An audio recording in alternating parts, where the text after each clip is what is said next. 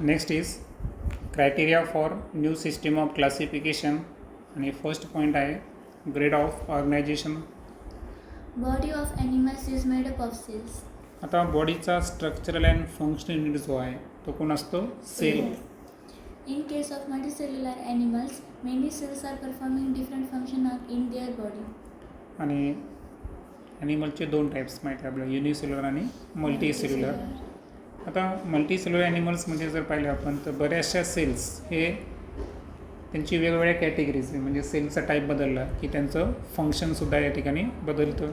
In case of multicellular animals, if tissue are not performed, their body organization is called as cellular grade organization.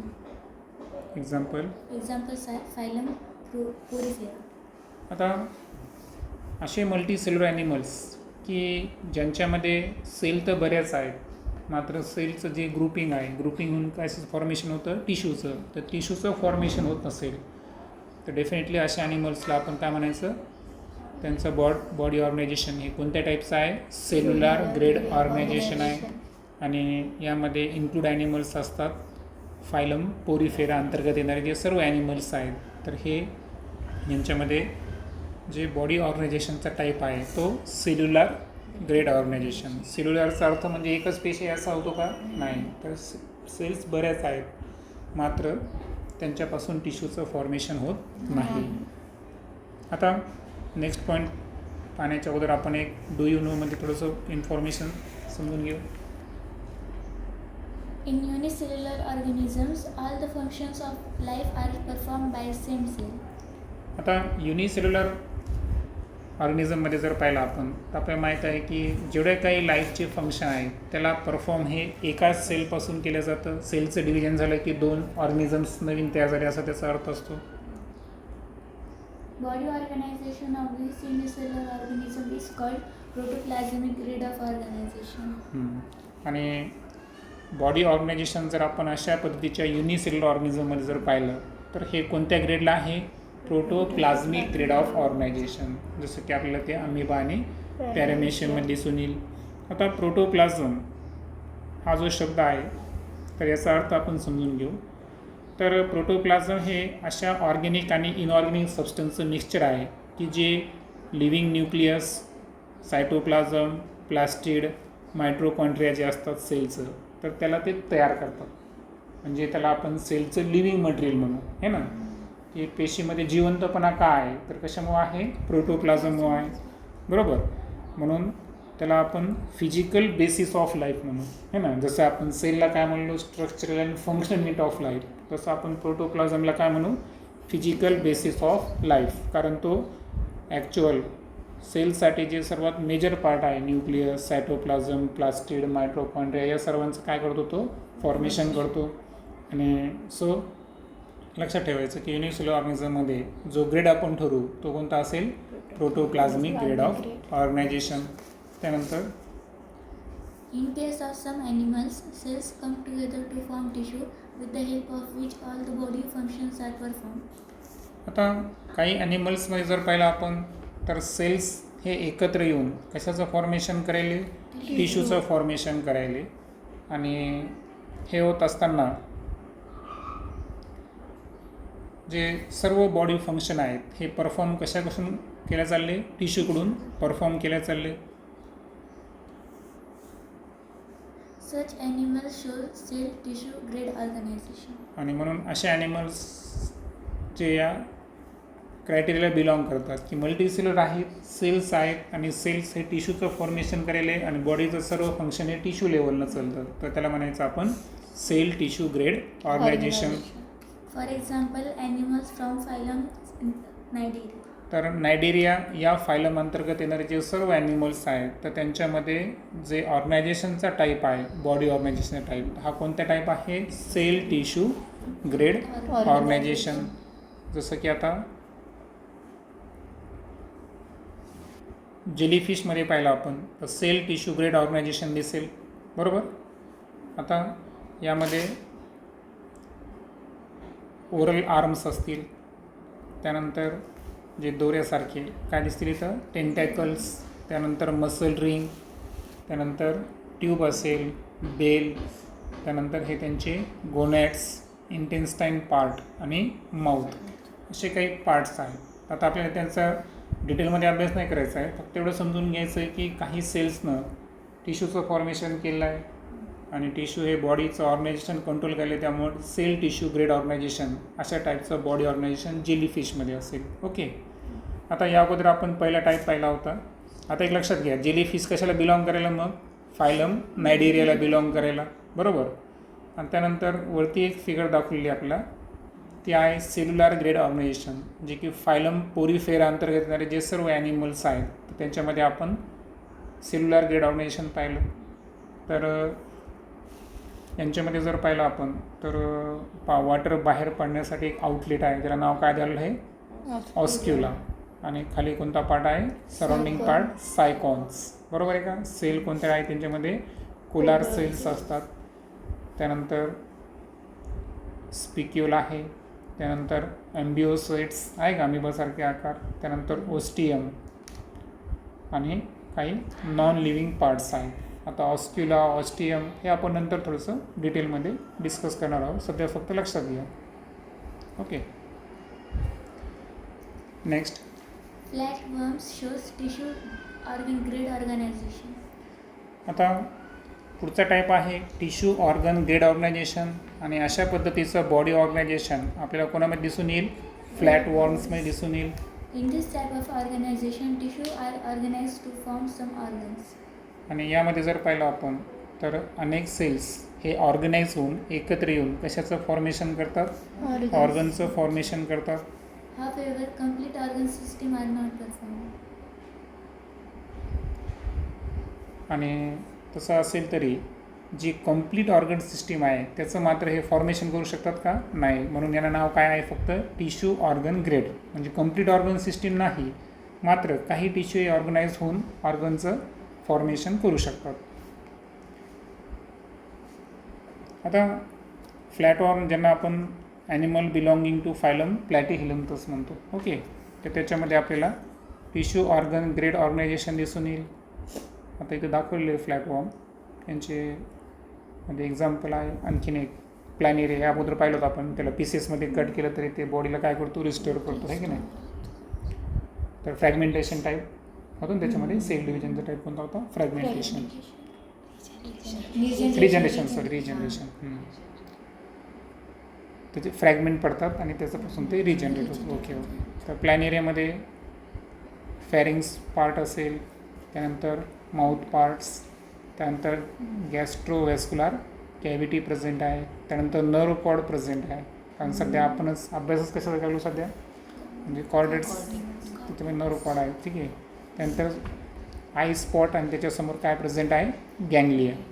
Okay, पुढे डिटेलमध्ये पाहू आपण जेव्हा. Besides the four types of body organizations mentioned above, remaining all animals show organ system grid organization in which different organs are joined together to form organ system that perform specific functions. Example crab, frog, human, etc. आता सुरुवातीला आपण प्रोटोप्लाझ्मिक grade organisation पाहिलं की जे amoeba आणि पॅरेमेशियममध्ये आपल्याला दिसून आलं, आणि ज्यामध्ये युनिसेल्युलर ऑर्गॅनिझममध्ये आपल्याला तो ग्रेड दिसला, बरोबर. सेकंड टाईप पाहिला आपण सेल्युलर ग्रेड, की ज्याच्यामध्ये मल्टीसेल्युलर सेल्स आहेत मात्र टिश्यूचं फॉर्मेशन होत नाही, त्याला आपण सेल्युलर ग्रेड म्हणलो. आणि यामध्ये फायलम पोरीफेरा अंतर्गत येणारे सर्व ॲनिमल्स येतात. त्यानंतर आपण पाहिलं होता सेल टिश्यू ग्रेड ऑर्गनायझेशन, की ज्यामध्ये सेल्स एकत्र येऊन टिश्यूचं फॉर्मेशन करू लागले, आणि ते आपण फायलम नायडेरिया अंतर्गतचे ॲनिमल्स पाहिले. त्यानंतर आपण पुढचा टाईप पाहिला होता टिश्यू ऑर्गन ग्रेड, की ज्यामध्ये काही टिश्यू एकत्र येऊन ऑर्गनचं फॉर्मेशन करतात मात्र कंप्लीट ऑर्गन सिस्टीम नसते. आणि आता आपण शेवटच्या टाईपवर आलो, की तो आहे ऑर्गन सिस्टीम ग्रेड ऑर्गनायझेशन, की याच्यामध्ये जर पाहिलं आपण तर ते डिफरंट ऑर्गन्स आहेत हे एकत्र येऊन काय तयार करतात, ऑर्गन सिस्टीम म्हणजे अवयव संस्था तयार करतात. आणि ती अवयव संस्था स्पेसिफिक फंक्शन काय करत असते, परफॉर्म. आणि एक्झाम्पल जर पाहिलं तर जे हायली इव्हॉल्व ॲनिमल्स आहेत, है ना, हायर ॲनिमल्स ज्यांना म्हणतो आपण, तर त्यामध्ये आपल्याला ही सिस्टीम दिसून येईल. एक्झाम्पल तुमच्यासमोर आहे, क्रॅब असेल, फ्रॉग आणि इवन ह्युमन, हे सर्वच्या सर्व ऑर्गन सिस्टीम ग्रेड ऑर्गनायझेशनमध्ये येतात. नेक्स्ट टाईप आहे body symmetry. Take the picture of human body and splanchnia and try to take an imaginary section through specific plane of their body so as to get two equal halves.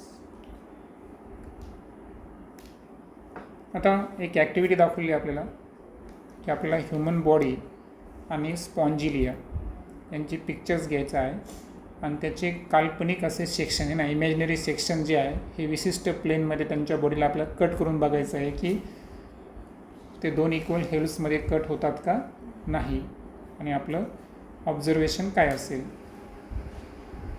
आता activity जर आपण complete केली तर आपल्या लक्षात येईल की जे ह्युमन बॉडी आहे तर ह्युमन बॉडीला आपण काय करू शकतो, फक्त ओन्ली वन इमॅजिनरी ॲक्सिसमध्ये त्याचे आपण दोन इक्वल हेल्स ऑप्टन करू शकतो. त्यामुळं ह्युमन बॉडीमध्ये जी सिमेट्री आहे ती कशी असणार, बायोलॅटरल सिमेट्री असणार.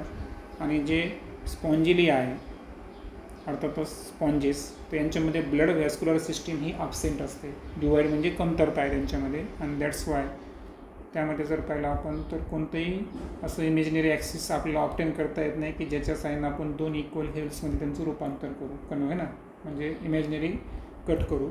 दॅट्स वाय त्यांच्यामध्ये सिमेट्री कोणत्या टाईपची आहे, असिमेट्रिकल आहे. ओके.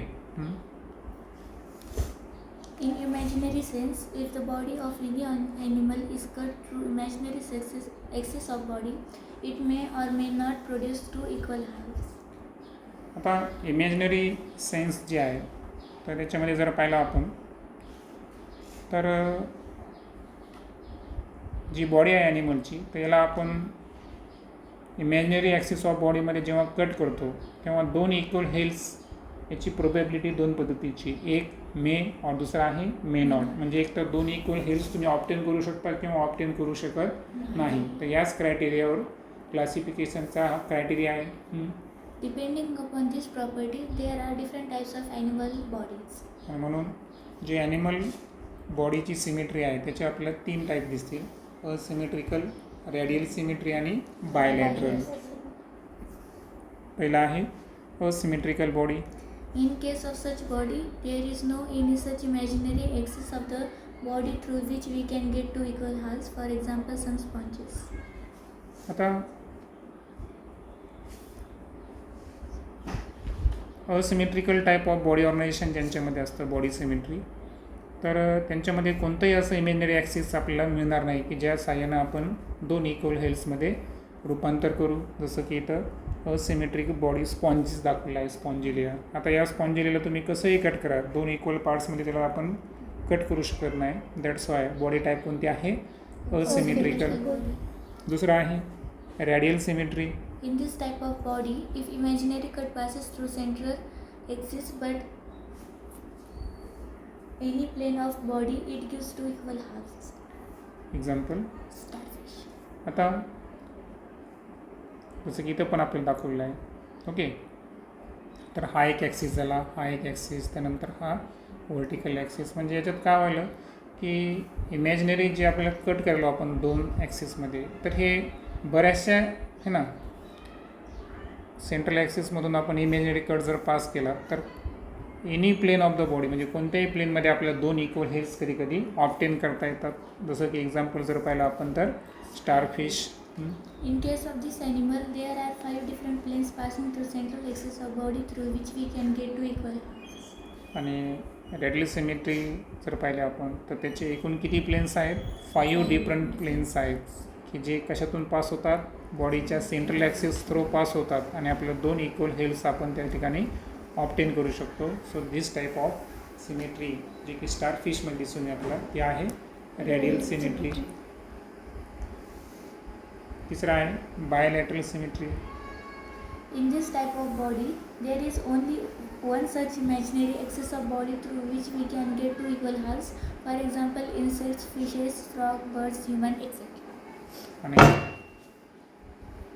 बायलॅटरल सिमेट्रीमध्ये जर पाहिलं आपण तर बॉडी जी आहे तर आपल्याला दोन इक्वल हेल्समध्ये ऑप्टेन करता येते. मात्र तसा इमॅजिनरी ॲक्सिस फक्त किती असतो, फक्त ओन्ली वन. आणि सो त्या टाईपला सिमेट्रीला आपण काय म्हणू बायलॅटरल सिमेट्री. आणि ते आपल्याला इन्सेक्ट, फिशेस, फ्रॉग, बर्ड्स आणि आता आपण जी ॲक्टिव्हिटी पाहिली होती ह्युमन बॉडी, तर अशा संदर्भात आपल्याला दिसून येईल. आता इथं तुम्हाला एक गोट पण दाखवलेली आहे की ज्याच्यामध्ये सिमेट्री कोणती आहे फक्त बायलॅटरल. हां, तर ते 2 शिंगाच्या मधून जर तुम्ही कट केलं तरच 2 भागामध्ये रूपांतर होईल. बाकी कोणताही प्लेन घ्या, उरलेल्या 4 प्लेनमध्ये तुम्ही त्याला 2 याच्यामध्ये कट करू शकत नाही. इक्वल हेल्समध्ये तुम्हाला एक डार्क आणि एक शॅडो रिजन दाखवलेलं आहे की नाही.